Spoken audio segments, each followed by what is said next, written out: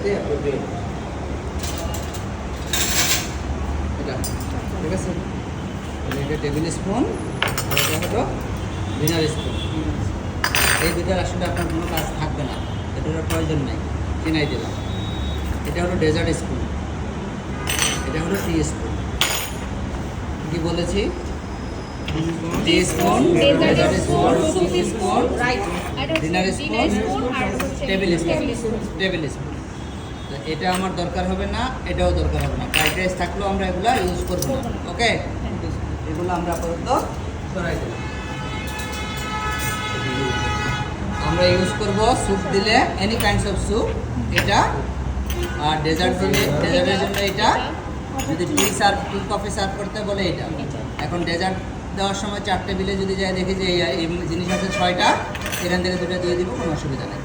এটাই dessert spoon, এটাই টি spoon. ওকে, table তো 4টা, এটা এই প্রোডাক্ট আছে 6টা, তাহলে বাকি দুজন কী করবে? সে দুটোই ইউজ করবে। ওকে,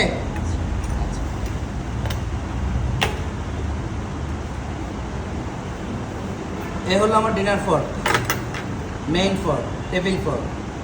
কি বলছি? Dinner fork, main fork, table fork, যাই বলি তাই। এ হলো আমার অ্যাপিটাইজার ফর্ক বা সালাদের ফর্ক। বড় না ছোট? একটু ছোট। ছোট। এটাই হলো আমার ডেজার্টের ফর্ক, আর একটু ছোট। একটু ছোট। এটা হলো আমার সালাদ বা ফিশের জন্য, বা সালাদ না, ফ্রুট বা ফিশ খাওয়ার জন্য দেয়। নেচার আছে আলাদা আলাদা। এটাও আমাদের ওই দিন ইউজ থাকবে না, এটা আমরা করবো না। হ্যাঁ, আমরা ইউজ করবো হচ্ছে এটা, এটা আর এটা। তাহলে এটাও আমি করাই দেবো। ওইটার ধরেন এই জিনিস পাবেন আপনি 6টা, তাহলে বাকি 2টা কোনটা দিবেন? এই 2টা দিয়ে দেবেন।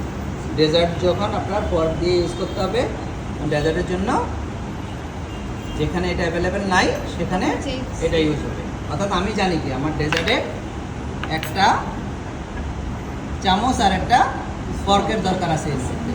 এখন এটাও নাই, এটাও নাই, তাহলে বিকল্প ওই টেবিলে অবশ্যই এই 2টা দেওয়া আছে, যেটা লাগবে আমি ইউজ করে দিব। ওকে, এটা হলো কথা। তাহলে এবার হলো আমি আমার চামচ চিনেছি যেগুলো আমার কালকে লাগবে, আমার যেটা কাঠ চামচ লাগবে আমি সেটাও চিনলাম। ওদিকে ঘুরে আসছেন কেন? সোজা হয়ে দাঁড়া। আচ্ছা, এবার আমাকে কি করতে হবে? আমাকে নাইফ চিনতে হবে। নাইফ, এই হচ্ছে সেই ব্যক্তি যাকে আমি আমার টেবিল নাইফ বা ডিনার নাইফ বা মেইন নাইফ বলি।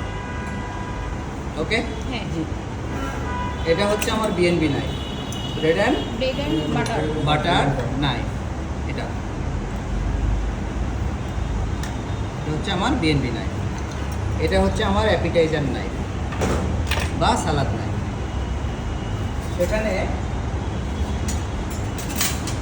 এটাও অ্যাপিটাইজার